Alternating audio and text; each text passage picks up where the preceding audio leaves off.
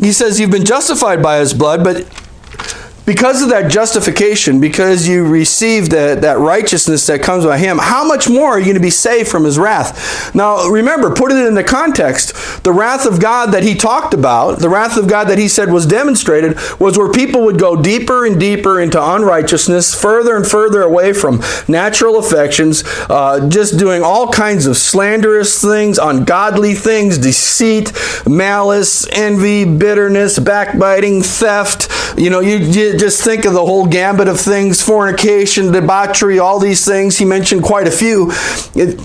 That's the wrath of God, being turned over to the reprobate mind, being turned over to unnatural affections, being turned over to unrighteousness, deeper and deeper into unrighteousness. He says, we've been saved from that wrath.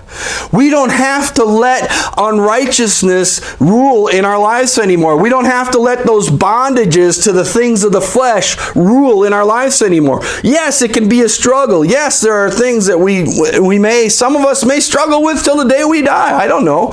We can have greater and greater victory, though. We can see, instead of unrighteousness growing in our lives, we can now see righteousness grow in our lives. We've made a total about face in our lives, and instead of being in bondage to sin and having to go deeper into it, which was what we had before God, now we are set free from those sins, and we can grow greater and greater in righteousness and move further and further away from unrighteousness, closer and closer to the throne of God and the grace that we have as we walk in the salvation, the peace, the life of Jesus in our lives.